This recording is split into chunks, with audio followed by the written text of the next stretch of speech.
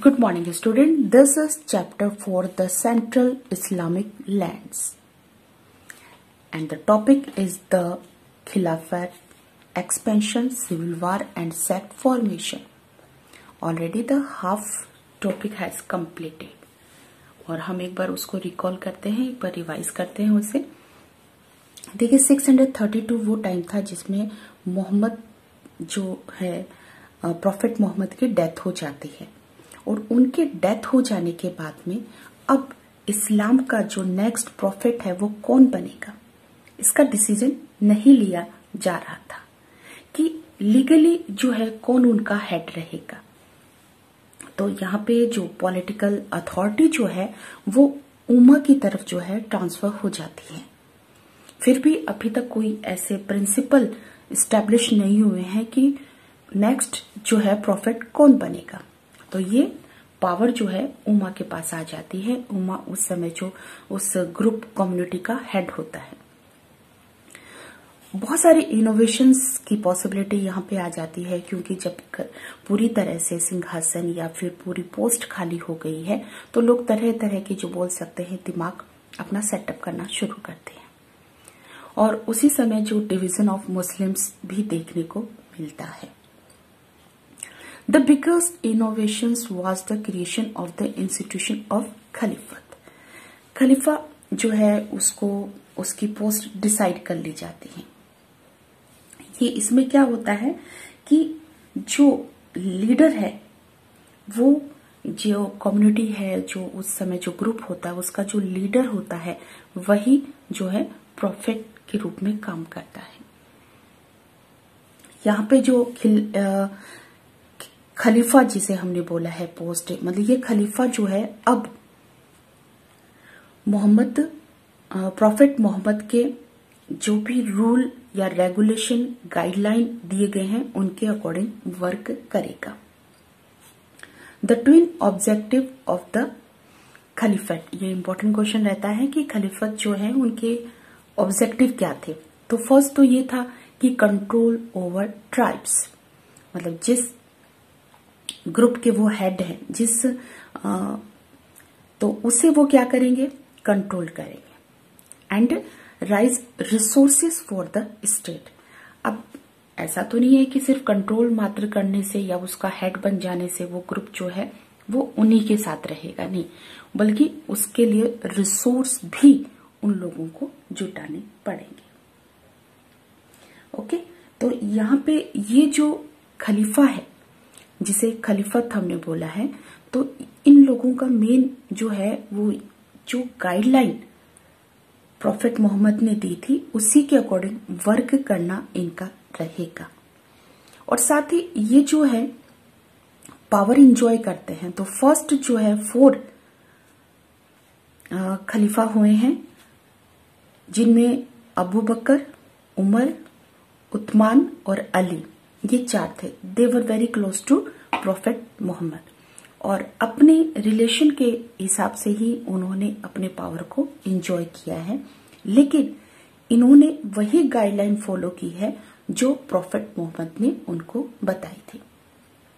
लेकिन यहाँ प्रॉब्लम तो ये आ चुकी थी कि मोहम्मद की जो डेथ हो जाने के बाद में जो उनके ट्राइब्स थे, जो उनके अंडर कंट्रोल जो ट्राइब्स थे, अब broke away from the Islamic states. Some even raised their own prophets to establish community model on the Ummah. अब जो फर्स्ट खलीफ की बात करते हैं अबू बकर, तो उसका वर्क क्या था. तो उसके समय में क्या हुआ था कि जो प्रॉफिट मोहम्मद के जो फॉलोवर्स थे वो क्या हुआ, अलग अलग पार्ट में जाना शुरू कर दिए. मतलब वो इस्लाम रिलीजन से अलग हटना शुरू हो गए थे.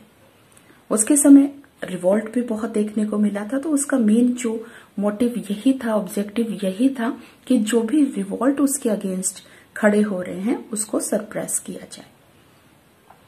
उमर जो सेकंड खलीफा था, एक्सपेंशन ऑफ पावर, वो अपने पावर को बढ़ाना चाहता था. उसके माइंड में ये सेट हो चुका था कि सिर्फ जो टैक्स या थोड़ा बहुत जो इनकम हो रहा है उससे जो है उसका एम्पायर का एक्सपेंशन नहीं किया जा सकता।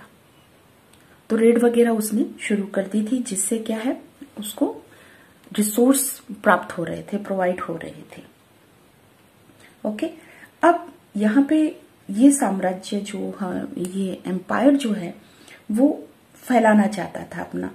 तो यहाँ पे वेस्ट डायरेक्शन की बात करते हैं और ईस्ट डायरेक्शन की बात करते हैं। तो उमर जो था उसने अपने एम्पायर को बाइजेंटाइनियन जो एम्पायर है वहां, और दूसरा अगर हम ईस्ट की बात करते हैं तो ससेनियन एम्पायर जो था उसको जीतने की इच्छा उसने रखी। यहाँ पे बाइजेंटाइनिया और ससेनिया एम्पायर जो था वो अपने जो हाई पीक था, जो पावरफुल था उस समय, बहुत पावरफुल था, बहुत बड़े एरिया के ऊपर कंट्रोल करता था, अच्छे खासे रिसोर्सेस जो थे उनके पास थे। और यहाँ पे अरब में अपने पॉलिटिकल और इकोनॉमिकल वो रिसोर्सेस थे, उनमें जुटाते थे, वहां से लेते थे। अब दोनों में डिफरेंस क्या था? तो बाइजेंटाइनिया जो एम्पायर था वहां पे क्रिश्चियन रिलीजन जो है उसको, उसके फॉलोवर्स थे, उसको बढ़ावा दिया जाता था।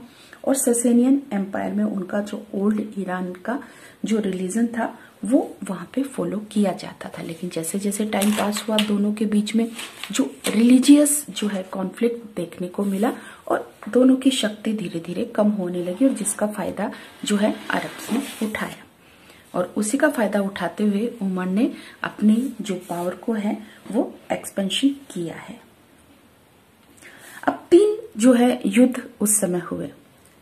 तो 637 टू 642 में यहाँ पे जो है 3 इंपॉर्टेंट वॉर हुए हैं, और जिसके चलते सीरिया, इराक, ईरान और जो इजिप्ट थी, मदीना जो है उसके कंट्रोल में आ चुके थे।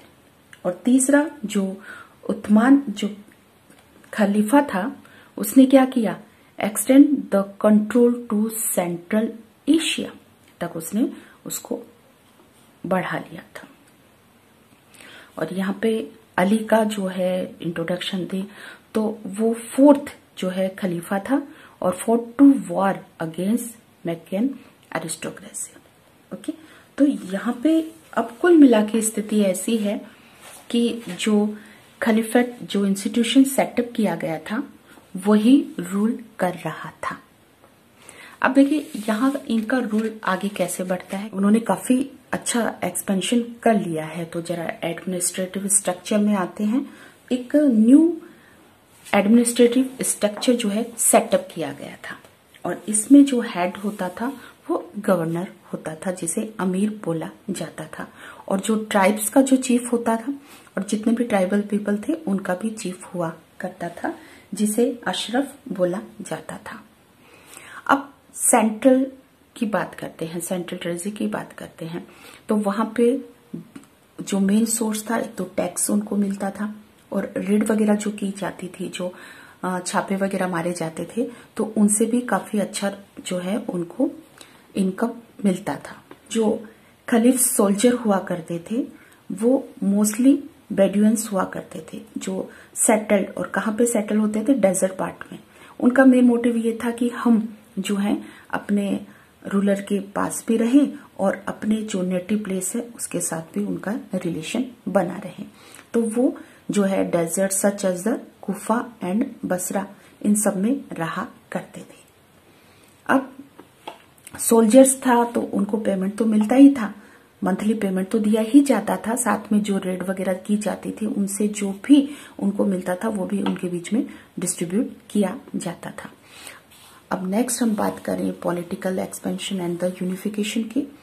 तो यहाँ पे देखिए एक्सपेंशन एंड यूनिफिकेशन जो है अरब के लिए बहुत इजी नहीं था, क्योंकि टाइम टू टाइम क्या है कि जो उम्मा जो है उनमें अथॉरिटी, अपने अधिकारों को लेकर, डिस्ट्रीब्यूशन ऑफ रिसोर्स और ऑफिसेस जो पोस्ट को लेकर जो है कि उनके बीच में जो है कॉन्फ्लिक्ट होना शुरू हो गया था। अब 3rd खलीफ की बात करते हैं, उस्मान, जो कि 3rd खलीफ था और जो कि कुरैश से बिलोंग करता था। अब देखिए यहाँ पे जो चीज है समझने वाली बात यहाँ पे है कि वो जिस कम्युनिटी से बिलोंग करता था उसी कम्युनिटी के जो बहुत सारे लोगों को उसने बड़ी बड़ी पोस्ट के ऊपर बैठाना शुरू कर दिया था। इट मीन्स पूरा का पूरा जो एडमिनिस्ट्रेटिव सिस्टम में जितने लोगों की रिक्वायरमेंट होती है वो सारे के सारे उन्होंने कुरैश से भर दिए। तो उससे क्या है, अलग जो कम्युनिटी है उनके बीच में काफी जो है असंतोष देखने को मिलता है कि हाँ, अगर वो एक तो ये चीज तो अच्छी है कि एक ही कम्युनिटी के लोग हैं तो काफी अच्छे से वर्क हो रहा था, लेकिन दूसरा इसका ड्रॉबैक ये भी है कि अदर कम्युनिटी को चांस नहीं मिल पा रहा है, अदर कम्युनिटी को राइट्स नहीं मिल पा रहा है। तो एक यहाँ पे क्या हुआ कि दोनों के बीच में और अदर कम्युनिटीज के बीच में जो है वो कॉन्फ्लिक्ट देखने को मिली। और उसका रिजल्ट क्या हुआ कि जो opposition in Iraq Egypt combined with opposition in Medina. तो पहले इराक और इजिप्ट के अंदर जो उसके अगेंस्ट लोग खड़े थे, अब मदीना के अंदर भी वो देखा जाने लगा। अब जो नेक्स्ट जो है, अब इसका रिजल्ट क्या हुआ, इसका रिजल्ट ये हुआ कि फिर उसकी डेथ हो जाती है, मतलब उसका मर्डर कर दिया जाता है। अब फोर्थ जो है हम बात करते हैं अली की। अब यहाँ पे जो टाइम है हमारे पास 656 टू 661 है, जो कि खलीफत अली का रहा है। उसने दो इम्पोर्टेंट जो है वार उसने लड़े हैं। तो फर्स्ट जो है the battle of the camel. ये बैटल ऑफ द कैमल 657 में हुआ था और ये बहुत फेमस है क्योंकि एक साइड जो था उसमें मोहम्मद की जो वाइफ थी वो थी जिसका नाम आयशा था, तो दूसरी तरफ जो है वो अली था। लेकिन अली जो है इस बैटल में मोहम्मद की वाइफ आयशा को हरा देता है, डिफीट कर देता है। और जो लेकिन यहाँ पे उसके साथ यहाँ पे ये इसको हराने में दबाने में कामयाब रहता है। तो दूसरी तरफ जो है यहाँ पे मुआविया जो है, जो कि उस्मान का जो रिलेटिव था और सीरिया का जो हेड था, गवर्नर था, उसको वो सरप्रेस नहीं कर पाता है। और अली का जो सेकंड बैटल है वो सिफिन में होता है। तो यहाँ पे बैटल का जो रिजल्ट है वो ये होता है कि ट्रिटी एक होती है दोनों के बीच में, और उस ट्रिटी में जो उसके फॉलोवर्स है वो दो पार्ट में डिवाइड हो जाते हैं। कुछ तो लॉयल टू हिम, जो उसके वफादार रहते हैं, उसके फॉलोवर्स रहते हैं, उसके साथ रहते हैं। तो दूसरा वो है जो उसको छोड़कर चले जाते हैं।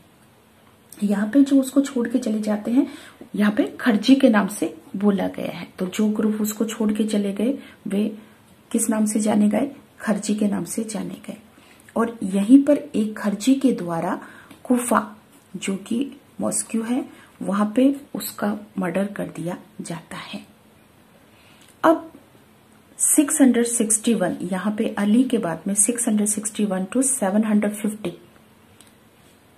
मुआविया, जिसने एक नई डायनेस्टी को जो है फाउंडर है वो है उमैयद डायनेस्टी, जो उसने इस्टेब्लिश की थी, उसका वो हेड था। अब बहुत सारे सिविल वार उसमें हुए हैं। तो ये सारे सिविल वार में ये लगता है कि जो अरब जो है वो धीरे धीरे करके टूटता जा रहा है, और अब उस बिखरे हुए अरब को एक नया जो है एक नई डायनेस्टी मिलती है जो उसको काफी समय तक कंट्रोल करके रखती है। Thank you.